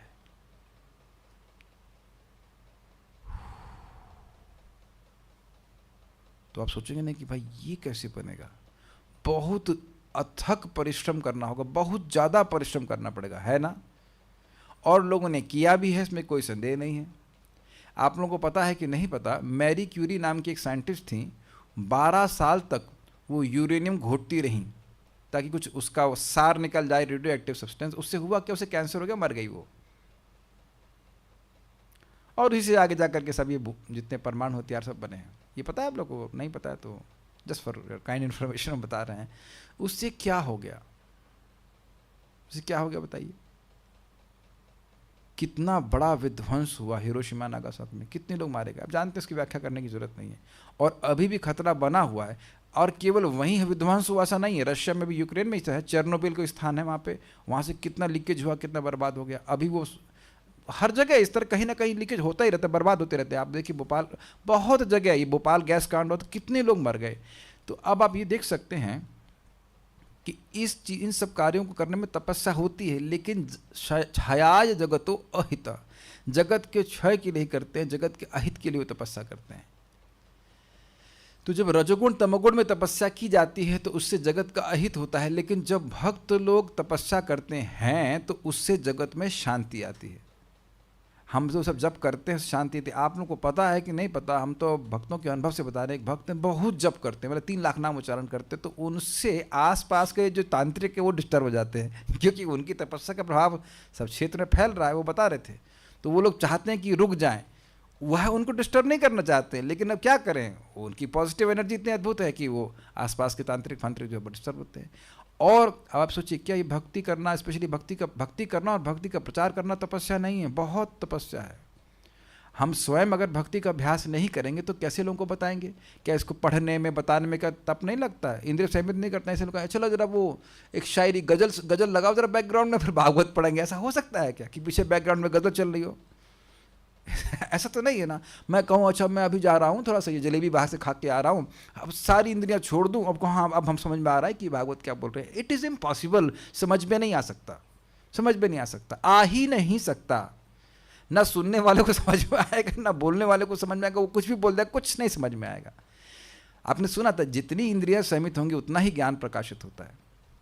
तो तप है, लेकिन आप प्रैक्टिकल देखिए ना, श्रीमद् भागवतम का वितरण किया जाता है, ज्ञान का वितरण किया जाता है, तो लोग सुखी होते हैं कि नहीं? बिल्कुल होते हैं। उनके जीवन में सुख शांति आती है कि नहीं? आती ही है। परमाणु बम से तो जिनके पास है उसको भी अशांति है, और जिसके पास नहीं है उसको भी अशांति है। मेरी बात समझ गए? जैसे हम लोग सब लोग पिस्तौल लेके तो आए हैं ना, आप ही सब लोग आए नहीं पिस्तौल लेकर, हो सकता है मैं आपको गोली मार दूं या आप मुझे गोली मार दें, तो इसी तरह शांति होती है ना। यही उन लोग की फिलॉसफी है ना कि मेरे पास बम है तो तेरे पास भी बम है, तो दोनों लोग युद्ध नहीं करेंगे। हम लोग इसीलिए युद्ध नहीं करें ना कि हम लोग के पास पिस्तौल हैं आपस में। क्या लॉजिक है? हम लोग युद्ध लोग तब नहीं करते हैं जब वो शांत होते हैं, ना कि उनके पास केवल हथियार होने से वो युद्ध नहीं करते। आप यहां देख नहीं रहे कि हथियार होने के कारण ही लोग युद्ध कर रहे हैं। एक पॉइंट पे आके युद्ध करेंगे ही। देखना प्रोसेस कितना अजीब सा है लोगों का, कॉम्प्लिकेटेड प्रोसेस है। अच्छा कई बार मैं बोलता हूँ भाई ये बताएं, आप लोग तो एवरेस्ट पे चढ़ के तो आए होंगे, पिछली एकादशी में नहीं गए एवरेस्ट पे चढ़ने के लिए? नहीं गए। अब आप ये बताएं कि एवरेस्ट पे चढ़ना ज़्यादा कठिन है कि 16 माला करना? 16 माला करना कठिन पूछ रहा हूँ, एवरेस्ट पे चढ़ना तो बड़ा कठिन है। अच्छा एवरेस्ट पे चढ़ने से क्या फ़ायदा होता है? शास्त्रों में क्या वर्णन है? शास्त्र की बात बता ना। जीरो, कुछ फायदा नहीं होता। वहां से वहां पहुंच गया तो भी कोई फायदा नहीं, और नहीं पहुंचा तो भी कोई फायदा नहीं है। और जब करने से बहुत लाभ है, लेकिन लोग कुछ हैं ऐसे बिरले लोग जो एवरेस्ट पर चढ़ने का प्रयास करेंगे। मनुष्य नाम सहस्रेषु, और ये तो उपलक्षण है। बाकी जो कुछ भी है आप देख लीजिए। आप लोगों को लग रहा है हम लोग सेवा कर रहे हैं। एक व्यक्ति मेरे ऑफिस में आए थे, मंदिर में जब सेवा कर रहे थे, बता रहे थे सुबह के 3 से लेकर सुबह के 6 से लेकर अगले दिन सुबह 3 बजे तक व्यक्ति की सेवा की है। मतलब ये तो सैंपल था और कर ही रहते हैं। हमारे एक मित्र हैं, वो आर्मी में काम करते हैं, सुबह 4 से लेकर रात के 11। इनकेस आप सोच रहे हैं कि आपको कम सोने दिया जा रहा है, इनकेस अगर आप सोच रहे हैं सर, और ये नॉर्मल शिफ्ट है, इनकेस आपको लग रहा है कि सुबह 4 बजे आपको तपस्या करा दी जा रही है उठने के लिए, और कुछ भी हो, भगवान के धाम की प्राप्ति तो नहीं होगी। आर्मी में कहाँ, आर्मी हो चाहे कोई नौकरी कर रहे हो, कहीं नहीं बोलेगा कि भगवान के धाम की प्राप्ति होती है इससे। और एक और नहीं, बहुत सारी बातें कह सकते हैं, तो हम खाली इतनी बात बस कह रहे हैं कि यहाँ प्रभुपाद ने उदाहरण दिया कि तुमने परमाणु हथियार बनाने में खूब तपस्या की, तो जो चीज़ पहले से ही 100% हो रही है, लोग 100% मरेंगे ही ना, उनकी स्पीड तेज करने से क्या फ़ायदा हो गया? किसी के पिताजी मरने वाले हों और डॉक्टर उनको जल्दी मार दे कि जल्दी मारने के लिए आप तुमको जल्दी मारने के लिए एडमिट कराए थे हमारे बाप को। क्या ऐसा कोई भक्त है यहाँ पे जो कहे कि पिताजी मरने वाले हो, चलो डॉक्टर के पास ले चले, जल्दी मार देगा वो, और उसके लिए नोबेल पुरस्कार दिया जाए? अब देख रहे जब प्रभुपाद की बात सुनते हैं तब हम आश्चर्यचकित हो जाते हैं, ये कैसे लोगों को नोबेल पुरस्कार दिए रहा है, लोग मारे जा रहे हैं। नोबेल व्यक्ति ने भी डायनामाइट बनाया था, बम फोड़ने वाले के नाम से तो पुरस्कार मिल रहा है। तो इससे क्या लाभ हुआ? आप विचार कीजिए ना, इससे क्या लाभ हुआ? आप कहेंगे बिजली बनी, तो क्या हो गया उससे? क्या सब लोग अब भागवत ही सुन रहे हैं, उस बिजली का उपयोग करके भागवत ही सुन रहे हैं? तो आप देखेंगे लाभ तो बहुत कम हुआ, बहुत न्यूनतम लाभ हुआ, लेकिन नुकसान बहुत ज़्यादा हुआ, बहुत बड़ा नुकसान हो गया। बहुत इंटरेस्टिंग है। हाँ, लेकिन एक तपस्या है जिससे मृत्यु रुक सकती है। जन्म कर्म च मे दिव्यम एवं यो वेति तत्पतः त्यक्त्वा देहम पुनर्जन्मा नैति मामेति सो अर्जुना। जो भगवान श्री कृष्ण की जन्म और कर्म की दिव्यता को जानता है, वह शरीर त्यागने पर दोबारा जन्म नहीं लेता है। तो कहेंगे इसमें क्या तपस्या है? तो आपको याद हो वहाँ पे श्लोक, वीतराग भय क्रोधा मन्मया मामुपाश्रित बहवो ज्ञान तपसा पूता मदभाव मागतः। वीतराग आसक्ति को छोड़ करके, वीत भय भय को त्याग करके, वीत क्रोध, क्रोध को त्याग करके मेरे आश्रित होके, मन मया माम उपाश्रिता, मुझ में मन लगा करके मेरी शरण लेकर, ये सब तपस्या है, ये सब तपस्या है, ये दिव्य तपस्या है। और बहवो ज्ञान तपस्या, इस भगवत ज्ञान की तपस्या के द्वारा, यहाँ बैठे हुए भागवत में तप नहीं है, इंद्रियों को संयमित करना पड़ता है, बहुत सारे कार्य करने की इच्छा होगी करने की, नहीं नहीं नहीं, पहले सुन लो उसको। बहुत सारे लोग, भगवान कहते हैं बहवो ज्ञान तपसा पूता, इस ज्ञान की तपस्या से, भगवत गीता भागवत के द्वारा जो ज्ञान उसको प्राप्त हुआ, उसमें जो प्राप्त करने में तपस्या लगी, उससे द्वारा पूता, पवित्र होकर, बहवो ज्ञान तपसा पूता मद भाव मागता, मेरे भाव को प्राप्त करते हैं, मेरी प्रकृति को प्राप्त करते हैं, सच्चिदानंद देह प्राप्त करते हैं। आप सब लोग यहाँ बैठे हैं तो तप कर रहे हैं, है कि नहीं? बैठे नहीं नहीं कुछ भी मन बोले नहीं, सुनेंगे, रोज सुनेंगे। और अब देखा जाए तो तप लगता भी नहीं है। घबराई मत, हम आज एक श्लोक पर रुक जाएंगे, हम बहुत लंबा नहीं खींचेंगे। एक श्लोक पे आप उसको गर्भ में धारण कीजिए, उसको डाइजेस्ट कीजिए, इतना सुंदर बात। तो वही तप, इस तप के द्वारा हम भी पवित्र हो रहे हैं और अन्य लोग भी पवित्र हो रहे हैं, और सब लोग पवित्र होकर भगवान के पास जा रहे हैं, तो भगवान उससे संतुष्ट होंगे। Is it not? एक सिंपल सा एग्जाम्पल सोचिए, आप लोगों ने जो भी पढ़ाई करी है उसको बिल्कुल नहीं जानते थे ना शुरुआत में, तो उसको धीरे धीरे करके पढ़ा समझा, तो तपस्या करी कि नहीं? बार बार पढ़ रहे हैं, बार बार समझ रहे हैं, तो आज आप उसके बारे में बोल भी पाते होंगे। जैसे मैं समझ रहा हूँ कि जैसे आप मेडिकल रिप्रेजेंटेशन करते हैं, तो आप हर बार नोट्स देखते हैं या ऐसे धारा प्रभाव बोल लेते हैं? धारा प्रभाव बोल लेते हैं। तो आप मेरे ख्याल से जब से जॉब कर रहे हैं तब से बोल देते हो धारा प्रभाव धर धर धर धर, या कुछ देखते थे नोट्स? शुरुआत में बिना देखे सारी मेडिसिन का ज्ञान आपके हृदय में प्रकाशित था कि ये मेडिसिन ये करती है, वो करती है, आपने देखा होगा ना, ये पढ़ा, उसके बाद व्यक्ति बोलने लगता है। Is it not? समझ रहे? मैं समझा पा रहा हूं कि आप कोई भी ज्ञान शुरुआत में प्राप्त करते हैं, दिक्कत होती है। आप माताओं ने तो मेरे ख्याल से भारत के नक्शे बनाए होंगे, भारत, भूटान, नेपाल, सबके रोटी के रूप में बहुत सारे नक्शे बनाए होंगे। अब आप लोग परफेक्ट हो गए कि एकदम। हर ज्ञान को प्राप्त करने के लिए तपस्या करनी पड़ती है। अग्रीड? तो भगवत ज्ञान को प्राप्त करने के लिए तपस्या कर लीजिए। एक बार इसको प्राप्त कर लिया, आप बाथरूम में भी लोगों को उद्धार कर सकते हैं। मुझे याद है कि एक बार रोहिणी नंदन प्रभु, तब हम दोनों आश्रम में थे, तो हम लोग गमछे में थे, बाथरूम में, यार ये बस इसमें गीता में बात समझ में नहीं आ रही तो एक व्यक्ति बाथरूम, वो उसका ये अर्थ अनंत कृष्ण प्रभु मेरे मित्र हैं, वो भी हम लोग शास्त्र में रुचि रखते थे, यार उसका क्या मतलब है प्रभु जी बताइए इसका? वो अंदर से बोला, ये इसका मतलब हो सकता है, ये अमरो जी इसका मतलब वो है। बाथरूम चल रहा है, नल की आवाज़ भी जोर से हो रही है, उसके ऊपर जोर से आवाज़ करके बोला जा रहा है कि वो पढ़े, इससे पहले कि मंगलारती के जाए। फंसे हुए थे मन में। तो मैं खाली बोल रहा हूँ, मरणासन कोई व्यक्ति है, उसको भी आप हेल्प कर सकते हो गीता का ज्ञान सुनाकर, भगवत गीता के बारे में बता करके। Is it okay? अब आप सोचिए कि आपने गीता भागवत कुछ नहीं सुना, अब आपके माँ मर रही है, आपका पिता मर रहा है आपके सामने, आप क्या हेल्प कर पाओगे? कुछ नहीं कर पाओगे, कुछ नहीं कर पाएंगे ना। Just see the potency of this knowledge. ये बताइए, अब तो हम आज तक ऐसी बात नहीं बोले, ऐसा कौन सा ज्ञान है जहां लिखा हो, ऐसा जो आपने कभी पढ़ा हो कि इसको पढ़ने से भगवान प्रसन्न होते हैं? एक्सेप्ट भगवद गीता एंड भागवतम, केवल इसी में भगवान ऐसा बोल रहे हैं। तो इस तपस्या करना चाहिए और अन्यों की मदद करनी चाहिए। उसके बाद हम क्या कह रहे थे? हाँ, भगवान चाहते क्या है? आपको यह अद्भुत नहीं लगता कि हम लोग को ये मालूम चल रहा है कि भगवान चाहते क्या हैं? कोई व्यक्ति घर में आए, उसको जो चीज़ पसंद हो वह हम जानना चाहते हैं ना, ताकि उसको हम संतुष्ट कर सकें। और स्पेशली अगर वो व्यक्ति बहुत समर्थ हो, तो भगवान ये चाहते हैं कि सारे के सारे अंश भगवान के पास चल जाएं, जबकि सारे अंश चाहते नहीं हैं, लेकिन भगवान चाहते हैं कि सभी आ जाएं। सब लोग नहीं चाहते हैं भगवान के पास चले जाएं, लेकिन भगवान चाहते हैं कि सभी उनके पास चले जाएं, चाहे खराब आदमी हो, चाहे अच्छा आदमी, चाहे कुछ भी हो। तो इसमें सहायता अगर आप करेंगे तो आप भगवान के प्रिय ऐसे ही प्रिय हो जाएंगे जैसे ब्रह्मा जी। बहुत बड़ा सीक्रेट है, विचार कर लीजिए। आज ना कर सके तो प्रसाद तो खिला सकते हैं लोगों को, भक्तों को, या किसी को, अपने आप को, एटलीस्ट अपने आप को वहां से शुरू किया जा सकता है। ठीक है। अब एक बात बड़ी रुचिकर है,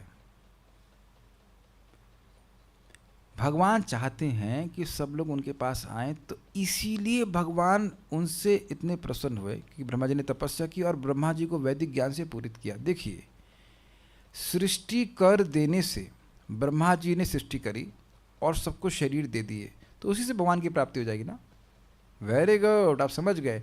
केवल शरीर प्राप्त करने से, मानव शरीर भी प्राप्त करने से भगवान की प्राप्ति नहीं हो जाएगी, केवल प्राप्ति करने से नहीं हो जाएगी। उसके बाद जब उसे भगवान का ज्ञान प्राप्त होगा, जप करेगा, भक्ति का ज्ञान प्राप्त होगा, तब वह पार होगा। ठीक है, इसलिए उसके बाद वेद का ज्ञान, वेद का सार है भक्ति, ये उनके हृदय में प्रकाशित कर दिया। कैसे किया? भक्ति ही प्राप्त करके ब्रह्मा जी खूब आनंदित हो गए। आप एक चीज बताइए, जिंदगी में किसी चीज का प्रचार किए हैं आप? भक्ति क्यों आप भूल जाइए बात। कभी साबुन को आप प्रचार किए कि साबुन बहुत अच्छा है, तेल बहुत अच्छा है, उसको प्राप्त करके आपको कुछ लाभ हुआ तब ना प्रचार किया, कोई आपको बोला नहीं था। अग्रीड? तो अब आप यहां ने देखा आपने पिछले श्लोकों में ब्रह्मा जी आनंद से परिप्लुत हो गए, कहा भाई हम तो निहाल हो गए। ब्रह्मा जी से अगर आप पूछे तो ब्रह्मा जी ये कह रहे हैं, भाई हम तो निहाल हो गए, खुश हो गए, आनंद हो गए, लगा तपस्या करने में समय लेकिन आनंद आ गया, मजा आ गया। अगर ब्रह्मा जी अगर बोलते मजा आ गया, अगर सामान्य भाषा में बोलेंगे नहीं, असल में मजा आ गया, भाई भक्ति का प्रेम प्राप्त कर मजा आ गया, आनंद आ गया। ऐसा कोई व्यक्ति, अब ये आनंद कौन दिया उनको? भगवान दिए। क्यों दिए? तपस्या तो किए, लेकिन आनंद क्यों दिए? क्योंकि ये एक फाउंडर आचार्य हैं एक संप्रदाय के, वो भक्ति के द्वारा ही अत्यंत असीमित आनंद को प्राप्त किए, तो वो भक्ति के अलावा किसी चीज का उपदेश नहीं देंगे। ये भक्ति का तो संप्रदाय है ना। और यही बात अब ब्रह्मा जी के मुख से सुन चुके हैं। रतिर आत्मनो भवेत, सारे शास्त्र को पढ़ करके हम 3 बार पढ़ चुके हैं। एक्चुअली ब्रह्मा जी नहीं बोले थे, ब्रह्मा जी की बात को सुखदेव गोस्वामी बोले थे कि ब्रह्मा जी ने 3 बार वेदों को पढ़ लिया, उसके बाद इसी निष्कर्ष पे आए कि रतिर आत्मनो भवेत। यही बात सुखदेव गोस्वामी बोले। सुखदेव गोस्वामी पूछा गया था कि जी को सुख कैसे प्राप्त होगा, तो वो भक्ति करके सुखी हैं, इसलिए बोल रहे हैं कि वो धर्म करो जिससे भगवान में भक्ति हो जाए, अहतों की भक्ति हो जाए, प्रेम हो जाए, उससे जीव सुखी हो जाएगा। तो इसकी अनुभूति ब्रह्मा जी की है। कौन करवाया? भगवान ने कराया। तो ये अनुभूति ही वेदों का सार है, भगवान का प्रेम ही वेदों का सार है। तो इसलिए वैदिक ज्ञान को उन्होंने पूरित किया, पूरित समझ रहे, भर दिया वैदिक ज्ञान। वैदिक ज्ञान, अब तो आप समझ ही रहे, वैदिक ज्ञान का चरम लक्ष्य भगवान को जानना है, और इन्होंने ज्ञान भर दिया। इसका क्या मतलब हुआ? भगवान को जान गए। अब ज्ञान का मतलब भक्ति, ज्ञान का मतलब भक्ति कैसे? ज्ञान का मतलब जिससे किसी को जाना जाए, और भगवान कैसे जानते हैं? भक्ति के द्वारा। तो वैदिक ज्ञान से पूरित कर दिया, अर्थात भगवान की भक्ति से पूरित कर दिया। इसका क्या प्रमाण है? प्रेमांजन छुरित भक्ति विलोचनेना संतः सदैव हृदयेषु विलोकयन्ति यम श्याम सुंदरम चिंत गुणस्वरूपम गोविंदमादि पुरुषम तमहम भजामि। तो ब्रह्मा जी ही बोल रहे हैं, जिनके प्रेम के अंजन से जिनकी आंखें छुरित रहती हैं, वह भगवान को देख पाते हैं। उस समय कोई नहीं था इनको श्लोक सिखाने वाला। ये उनका रियलाइजेशन है कि उनको प्रेम प्राप्त हुआ, और भगवान श्याम सुंदर जो अत्यंत अचिंत्य गुणों से युक्त हैं, वह उनके हृदय में प्रकाशित। तो श्लोक नहीं देख रहे हैं आप? ये रियलाइजेशन है ना ब्रह्मा जी का। या वेदेषु दुर्लभम अदुर्लभम आत्मभक्तो गोविंदमादि पुरुषम तमहम भजामि। वेद के इंडिपेंडेंट स्वतंत्र पठन पाठन से भगवान नहीं समझ में आते, लेकिन अपने भक्तों के लिए अदुर्लभ है। तो ये है ना वेदों का रियलाइजेशन कि वेद के कर्मकांड ज्ञान कांड से भगवान नहीं समझ में आते, जो भक्ति वेद सिखा रहा है वह करने से व्यक्ति भगवान को प्राप्ति करता है। ये बात। तो ये सब उन्होंने, ये रहस्य था वेद का, ये उन्होंने ब्रह्मा जी की तपस्या से प्रसन्न होकर भगवान ने उनके हृदय में प्रकाशित कर दिया।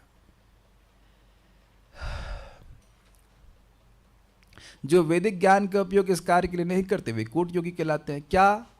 भगवान को जानने के लिए जो वेद का ज्ञान का उपयोग नहीं करते। जैसे आप सुन ही चुके हैं ब्रह्मा जी की, जब ब्रह्मा जी विभिन्न अवतारों का वर्णन कर रहे थे संक्षेप में, तो कह रहे थे कि लोग वेदों में निष्ठ होकर, वेद मार्ग में निष्ठ होकर के चंद्रमा तक पहुंच जाते हैं, यानों पे बैठ करके, प्रक्षेपात्रों को पे चढ़ करके वह पहुंच जाते हैं। तो यह कोई उपयोग नहीं है। यह मय दानव था, मय दानव ने वेदों का ही आश्रय लेकर के ऐसे यान बनाए कि चंद्रमा पर चढ़ाई कर दी। तो यह कोई उपयोग नहीं है वेद का।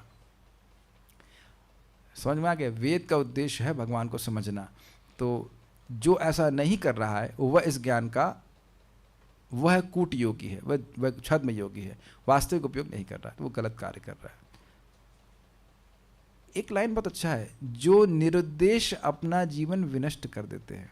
बिना किसी उद्देश्य के अपना जीवन खपा देते हैं। ये रियलाइजेशन जो साधक है ना, उसको और अधिक होता जाता है जैसे जैसे उसकी उम्र बढ़ती जाती है कि हरि हरि विफले जन्म गुमाइनु मनुष्य जन्म पाइला पाइया राधा कृष्णा न भजिया जानिया सुनिया विष खाइनु जानिया सुनिया विष खाइनु। हे कृष्ण हरि हरि, हे कृष्ण हे हरि। बड़ा दुख है कि हरि हरि विफल जन्म गंवाए, विफलता में मैंने अपना जीवन व्यर्थ कर दिया। क्यों? आपने तो बड़ी उपलब्धि प्राप्त करी है, डिग्री प्राप्त करी है। कहते हैं ना, मनुष्य जन्म पाया, इतना दुर्लभ मनुष्य जन्म पाया और राधा कृष्ण ना भजिया, राधा कृष्ण का भजन नहीं किया तो पता नहीं होगा आपको, इसलिए नहीं किया ना। कहते हैं ना, जानी या सुनी या विषय खाना। मैं जानता था। कैसे जानते थे? सुनता था, सुना हुआ था, जान रहा था, सुन रहा था कि इंद्र तृप्ति विषय है, लेकिन इसी में प्रवृत्त रहा। कभी इस भजन को गाएंगे, प्रभुपाद जी का फेवरेट भजन था। इतना तो सब भक्तों को अनुभव होने लग गया होगा जो भक्ति कर रहे हैं कि जब तक भक्ति में नहीं आए थे एकदम टाइम वेस्ट कर रहे थे। Is it not? Good realisation. तो यही कूटियों की व्याख्या पे हो रही है। हम अगले श्लोक को कल से देखेंगे। आज बहुत अच्छा श्लोक हमें सीखने को मिला। बहुत बड़ी शिक्षा प्राप्त हो रही है कि भगवान का प्रेम प्राप्त करने के लिए प्रयास कर रहा है व्यक्ति तो भगवान से बहुत प्रसन्न होते हैं। एक बात समझ लीजिएगा, अनर्थों से भरे हुए हृदय में भी ये इच्छा भक्तों की संगत से ट्रांसप्लांट की जा सकती है कि भगवान का प्रेम प्राप्त करने के लिए भक्ति करें। और इसका प्रमाण क्या है? वासुदेवे भगवती भक्ति योग प्रयोजिता जनयति आशु वैराग्यम ज्ञानम च यद हेतुकम। जिस भगवान वासुदेव की भक्ति जिसमें इसका प्रयोग, इसका प्रयोजन भक्ति योग है, भक्ति कर रहा है ताकि भक्ति प्राप्त हो, तो उससे बहुत जल्दी वैराग्य और ज्ञान उत्पन्न हो जाता है। अर्थात वैराग्य ज्ञान उत्पन्न नहीं था लेकिन भक्ति के प्रभाव से उत्पन्न हो गया। चाहे व्यक्ति कितनी भी खाई में हो, क्या ऊपर नहीं देख सकता है? क्या खाई हमको ये बाध्य कर रही है कि नीचे देखो? कैच किया आपने इस बात को? क्या खाई ये बाध्य कर सकती है कि हमको हम नीचे देखें, नीचे ही देखें, नीचे ही देख, तू नीचे है। नीचे वाला ऊपर देखता है और सबसे नीचे तो फिर तब भी वो सबसे ऊपर देख सकता है, नहीं देख सकता? नहीं नहीं नहीं, तू नीचे देख। अरे ऊपर देखूंगा। Is it not? कितनी सुंदर बात है ना। हैं तो हम भगवान के सेवक, प्रेम हमारे हृदय में ही है। श्रवण कीर्तन करके प्रेम जागृत कीजिए, अपने आप ही सब कुछ सही हो जाएगा।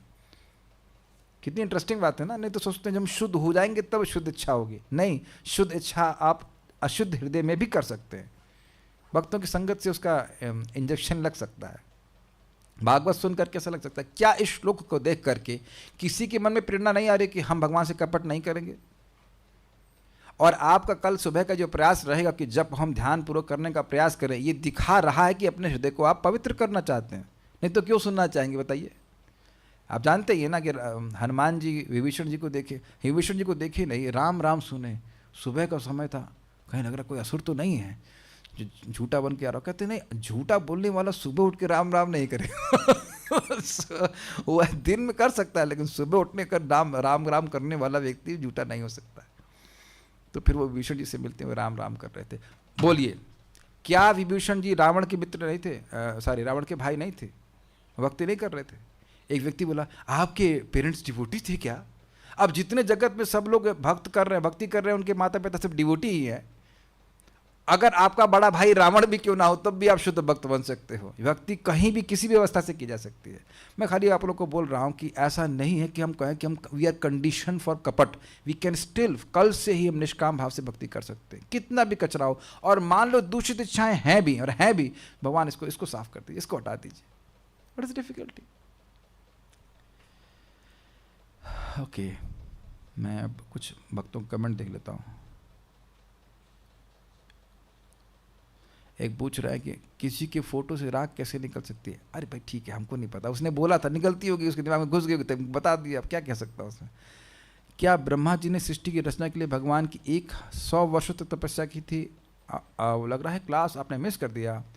दिव्य सहस्त्राब्द है ना, ये था। दिव्य 1000 सालों तक तपस्या करी देवताओं के अनुसार, और आगे कुछ कोई मैथमेटिक्स में तेज थे, 21 लाख साल कुछ बताया था, 21, हाँ 21,60,000, ओके टू बी करेक्ट। तो क्या हमें अपनी सारी ड्यूटीज छोड़ के सिर्फ भक्ति करनी चाहिए? क्या यह भक्ति के साथ साथ अपनी ड्यूटीज भी करनी चाहिए? क्या सुनना चाहते हैं आप? क्या सुनना चाहते हैं? अच्छा चलिए, हम जो स्टैंडर्ड है वो बता देते हैं, फिर आपके उसके अनुसार बता देते हैं। भागवत कहती है, तस्येव हेतो प्रयतेद को विदः न लभ्यते यद भ्रमताम उपरयदः। केवल उस चीज के लिए प्रयास करना चाहिए जो ब्रह्मांड के विभिन्न लोकों में घूम घूम कर हमको नहीं प्राप्त हुआ। परिवार तो प्राप्त हुआ और बाकी सारी चीजें हर जन्म में प्राप्त हुआ, लेकिन भक्ति नहीं प्राप्त हुई। तो बात स्टैंडर्ड की करें तो केवल इसी के लिए ही प्रयास करना चाहिए। मनुष्य जीवन केवल आत्म साक्षात्कार के लिए। तो क्या देह चलाने के लिए कुछ ना करें? ठीक है, तो देह चलाने के लिए कीजिए, लेकिन ऐसा ना करें कि यही भूल जाएं कि देह क्यों चला रहे हैं। कल एक स्टूडेंट मिल गया मुझे गलती से, पता नहीं भगवान ने प्रेरित किया था कि स्कूटर पर ना जाओ, पैदल जाओ, वो पकड़ में आ गया वो। तो हमने कहा भाई इतनी मेहनत कर रहे हो, काहे के लिए कर रहे हो? देह चलाने के लिए। ना क्यों चला रहे हो देह? इस पे लोग एकदम फ्रीज हो जाते हैं, देह क्यों चला रहे? तुम 12 घंटे देह चलाने के लिए कर रहे हो, देह क्यों चला रहे हो? यानी कि देह को चला रहे हो देह को चलाने के लिए। काम कर रहे हैं तो देह चलती है कि नहीं उसमें? तो इसलिए चला रहे हैं क्योंकि देह चल जाए उससे। Is it not stupid? कोई फिरारी ले कहे क्या कर रहे हो? और अभी जरा खेती करके आता हूं, जरा जुताई करके आ रहा हूं। फिरारी से जुताई कर रहे हो? फिरारी समझते ना, रेसिंग कार करोड़ों रुपए की आती है। तो मनुष्य देह से, बात तो यह है कि मनुष्य देह से केवल भक्ति करनी चाहिए। और अगर कुछ कर रहे हैं धनार्जन आदि, तो वो भी इसीलिए करना चाहिए कि भक्ति के संपादन के लिए चाहिए। बस ये नहीं कि और इकट्ठा हो और इकट्ठा हो, इकट्ठा करते करते हम खर्च हो जाएंगे। नहीं नहीं हो रहा है, हम लोग इकट्ठा करते करते खर्च नहीं हो रहा है, बताइए देह जा रहा है। तो जितना आपका भगवान प्रभुपाद बोले 6-7 घंटे 8 घंटे, इसको लोग मिनिमम मानते हैं इसको लोग मिनिमम मानते हैं, और 16 जिसको मिनिमम बोला उसको मैक्सिमम मानते हैं है कि नहीं? प्रभुपाद ने कहा है गृहस्थों को कम से कम 8 घंटा काम करना चाहिए, तो हाँ तो कम 8 घंटा जरूर करेंगे। प्रभुपाद ने कहा है कि कम से कम 16 माला करना चाहिए, तो उसमें मैक्सिमम चेंज कर दिया। हाँ बस 16 माला क्यों, उससे अधिक नहीं कर सकते। दिख रहे हमारी प्रवृत्ति क्या है, तो आप विचार कर लीजिए। और दूसरा, अगर आपके वो सुनना चाहते हैं तो ये भी ठीक है, अपने ड्यूटी करते हुए करिए, भक्ति करिए। लेकिन अगर कोई व्यक्ति अपना जब कॉम्प्रोमाइज़ कर रहा है, अब कथा कॉम्प्रोमाइज़ कर रहा है, तब तो बिल्कुल व्यर्थ जा रहा है। इतनी बात आप सोच लीजिए, अपने जीवन से भक्ति को डिलीट कर दीजिए। नहीं कर रहा हूँ करिए, खाली इमेजिन कीजिए, डिलीट कर दीजिए। अब जो ड्यूटी कर रहे हैं वो ड्यूटी क्या है, हृदय में ज्ञान प्रकाशित करिए। क्या किया था और आज क्या कर लेगी, जरा बताइए। आज तक जितनी भी ड्यूटी की है, प्रभुपाद कहते हैं सेल्फ क्रिएटेड ड्यूटीज, खुद ही तुमने बना लिया कि हमारा ही कर्तव्य है, हमारा ही कर्तव्य है, ये होना चाहिए वो होना चाहिए। तो उससे तुम्हें मिल क्या गया? कुछ नहीं मिला। जब आज तक कुछ नहीं मिला तो आगे कैसे मिल जाएगा? आप बताइए, कहीं भोजन करने बैठते हैं, कभी हुआ है वो रायता कड़वा हो गया हो खीरे का? हमारा संग हो, वही एग्जाम्पल दे रहा हूं आपको, मुंह में अब जब पहला ही कौर कड़वा लगा है तो अगला कौर कैसे मीठा लगेगा, ये बता दीजिए आप, पहले हमें एक्सप्लेन कीजिए आप। नहीं हो सकता ना, क्या कहीं एक पहला कौर कड़वा लग रहा है, अगला कौर हम सोचे कि नहीं अगला कौर जरूर अच्छा होगा और अमृत हो जाएगा। नहीं, हटाओ हटाओ, नहीं चाहिए। तो वो तो हम हटा देते हैं। और यहाँ देख रहे हैं कि हमारे बाप मर गए ऐसे ड्यूटी करते हुए, इनके बाप मर गए, उनके बाप भी इसी प्रकार से मर गए, परंपरा एवं परंपरा प्राप्त मर गए, कुछ फायदा नहीं हुआ, कोई ज्ञान प्रकाशित नहीं हुआ। हमारे बाबा जी को पूछते थे कि क्या आपने किया? अरे 7 बच्चे पैदा करके पाल दिए। हमने कहा वाह क्या बहुत बड़ी बात है। क्या लाभ हुआ बताओ? अज्ञान में पैदा हुए, अज्ञान में मर गए। तो वहाँ से देख लेना चाहिए कि कितना अंतर। आप देखिए, कुछ समय ही हम जब कर रहे हैं, कुछ समय से गीता भागवत पढ़ रहे हैं, अपने जीवन को मतलब आप मैनेज कीजिए। तो जितना समय हम लोग भोग में बिता दिए, उतने समय तो भक्ति, उतने समय से भक्ति नहीं कर रहे हैं, और उतना समय भक्ति नहीं कर रहे हैं, उतने आग्रह से भी नहीं कर रहे हैं। जितने आग्रह से सोते हैं उसी आग्रह से तो जप करते हैं ना। जैसे बिल्कुल दुनिया को भूल जाते हैं सोते समय, याद भी नहीं रखना चाहते ना। वैसे तो हम जप नहीं कर रहे हैं, अभी कर भी नहीं पा रहे हैं, मैं भी नहीं कर पा रहा हूं, तब भी कितना प्रकाश प्राप्त हो रहा है। तो आप देख लीजिए कि कौन सी ड्यूटी महत्वपूर्ण है। तो बात सार तो यह है कि भक्ति करने के लिए भक्ति को सेंटर में रखिए, बस सारे गोले उसके अनुसार बनाइए। समझ गया ना? क्या कहते हैं उसको मैथमेटिक्स में, कंपास। कृष्ण केंद्र में रखिए, वो हमारा जप हो रहा है कि नहीं, कृष्ण संतुष्ट हो रहा है कि नहीं, प्रसाद खाने को मिल रहा है कि नहीं, कथा सुनने को मिल रहा है, फिर गोले बनाते चले जाइए। Okay. Srila Vasudev was not satisfied after writing many Puran, and then he was told by Narad ji to write Srimad Bhagavatam. सिर्फ भगवत गीता और श्रीमद् भागवतम क्यों नहीं लिखी गई तो अवॉइड कन्फ्यूजन। अच्छा प्रश्न है कि जब भागवतम और को नहीं लिख पाने से व्यासदेव जी असंतुष्ट थे तो काहे लिखे नहीं वो पहले? एक प्रश्न होगा, भागवत में लिख देना चाहिए था, बाकी सारे पुराण क्यों लिखे? देखिए बहुत अच्छा प्रश्न है। वह वेद जब बोल रहा है कि तुम शादी कर सकते हो, तुम ये कर सकते हो, तुम वो कर सकते हो, तो वह उस व्यक्ति की मानसिकता को देख करके बोल रहा है। ऐसे तो हम सब आत्मा है, भगवान की भक्ति करनी चाहिए, लेकिन लोग अब तुरंत भक्ति को स्वीकार करने के योग्य नहीं है, तो धीरे धीरे कर्म कांड करें, ज्ञान कांड करें, धीरे धीरे करके वो शुद्ध हो, इसलिए उन्हें ऐसा लिखा। वो आप से कहते हैं हाँ, तात्कालिक कल्याण और सार्वकालिक कल्याण। उस समय के लिए कुछ बोल दिया जा रहा था कि वो उस ज्ञान में है, ठीक है, ज्ञान में की बात हो रही तो भाई स्त्री हो पुरुष हो कुछ ज्ञान बता दिया, भगवान के बारे में नहीं बताया अभी, लेकिन वो क्योंकि समझने के योग्य भी नहीं, तो ठीक है तुम करो, धीरे धीरे करके शुद्ध होंगे। जो व्यक्ति एकदम स्वतंत्र रहना चाहता है, केवल स्वतंत्र रूप से इंद्रिय तृप्ति करना चाहता है, उसके लिए अच्छा है कि वह शास्त्र की आज्ञा को मानना सीखे, कोई देवी देवता को पूजे। भगवान की पूजा नहीं कर पा रहा तो कम से कम शास्त्र की बात मानकर किसी देवी देवता को पूज रहा है, कम से कम किसी को श्रेष्ठ मानने का अभ्यास तो हो रहा है। एकदम खुला छुट्टा बैल होता है ना, वैसे तो नहीं घूम रहा, लेकिन धीरे धीरे करके वो शुद्ध होगा, फिर आगे जाकर के भगवान की भक्ति करेगा। आपको अगर याद हो, भागवत में आया है बात कि ये पूजा के लिए ये देवता के पास जाए, ये देवता के पास जाए, और वहाँ बोला गया कि बहुत बुद्धिमान हो तो भगवान के पास आएगा। फिर आगे बोला गया कि इन देवताओं वालों कुछ फायदा होगा, तो कहते हाँ, देवताओं की उपासना करते करते कदाचित उन्हें भक्तों को संगत प्राप्त होगी, तब उनको श्रेय की प्राप्ति होगी। याद है?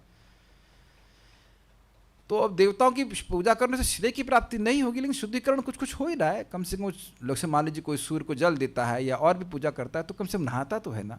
वहाँ भी नियम है, अब ऐसा नहीं कि उठे बासी मुँह से अब सूर्य को जल दे देंगे या शिव जी की पूजा में चले जाएंगे। वो लोग, मैं नहीं समझता हूँ कि शिव जी की पूजा बिना नहाए कर सकते हैं। Is it not? ऐसा है क्या? दुर्गा जी की पूजा ऐसे गए और गंदे बंदे मुख से चले गए? ऐसा तो कहीं भी नहीं लिखा नहीं है। तो कम से कम नहाना तो सीख रहा है। आजकल जो पूजा नहीं कर रहे वो तो 8 बजे 9 बजे उठ करके स्नान भी नहीं करते। यहाँ तक कि हमको बहुत बता रहे थे, स्त्रियाँ मतलब लड़कियाँ भी अब स्नान मान किए बिना ही उठी, वॉशरूम टॉयलेट गई और स्कूल चली गई पढ़ने के लिए। कितना गंदा हो गया है सब कुछ। तो भगवान को एकदम छोड़ देना या शास्त्र को एकदम छोड़ दे, उससे अच्छा है कुछ पालन करे, इसलिए दिया। कृष्ण प्रेम प्राप्त करना ही जीवन का लक्ष्य है, एसबी में कहाँ लिखा है? ओहो, अच्छा, अच्छा, ये तो आपने बहुत कठिन प्रश्न कर दिया। यही प्रश्न सबसे पहले उत्तर दिया गया 1.2.6। सवै पुंसां परो धर्मो यतो भक्तिर अधोक्षजे अहेतुकी अप्रतिहतम ये नात्मासु प्रसीदति। भाई प्रश्न ये किया गया, शास्त्रों का वह सार बताए कि जीव को मजा आ जाए, जीव का आनंद हो जाए। तो जीव का आनंद कैसे होगा? तो कि वही परधर्म है, यत सवै पुंसां परो धर्म, सभी मनुष्यों के लिए वही परधर्म है जिससे यतो भक्तिर अधोक्षजे, भगवान अधोक्षज में जो इंद्रियों के परे हैं, इंद्रिय जनित ज्ञान के परे हैं, उनमें भक्ति हो जाए। कैसी भक्ति? अहेतुकीम अप्रतिहता, अहेतु। अब मोक्ष चाहिए, कोई भोग चाहिए, इसके लिए नहीं, सहज प्रेम भगवान में जागृत हो जाए, और ऐसा प्रेम होगा तो अप्रतिहत, कोई उपाधि की अपेक्षा नहीं रहेगी। तो ऐसा हो जाएगा तो भक्त को, जीव को मजा आ जाएगा, आनंद आ जाएगा। ये आत्मा सुप्रसिद्धि, आनंद हो जाएगा, अत्यधिक आनंद हो जाएगा। प्रमाणा ब्रह्मा जी का देखना है तो 1.2.6 भागवत में देख लीजिएगा। और क्या है?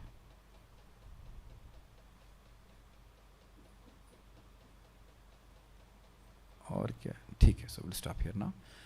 3 में से एक ही कर लिया, कल प्रयास करते हैं कि 2 करेंगे। बहुत अच्छे तात्पर्य है प्रभुपाद जी के।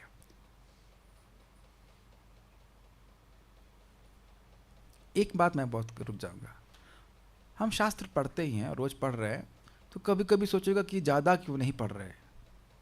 जो पढ़ रहे हैं वो कितना ज़्यादा ट्रांसफॉर्म कर रहा है, ये ज़्यादा महत्वपूर्ण है कि हम ज़्यादा पढ़ें और कुछ ट्रांसफॉर्म ना हो, ये ज़्यादा महत्वपूर्ण है। बुद्धिमान है, आप समझ गए ना? समझ रहे हैं कि नहीं समझ रहे हैं? जो पढ़ रहे हैं वो हमारी दिशा को चेंज कर दे, जो सुन रहे हैं हमारे जीवन की धारा को चेंज कर दे, तो बहुत पढ़ लिया कि नहीं? ब्रह्मा जी क्या पढ़े थे? तप, पूरा क ख ग भी नहीं पढ़े, तप तप तप तप पढ़ाया, और आ यू भी नहीं पढ़ाया उनको, तप 2 शब्द पढ़ाए, उससे पूरा पढ़ गए। तो मैं ऐसे ही पढ़ते रहना चाहता हूँ भागवतम को, कि एक एक श्लोक, एक एक शब्द प्रभुपाद जी का हमारे जीवन की धारा को चेंज कर देगा। Will stop here. Shrimad Bhagavatam की जय। श्रील प्रभुपाद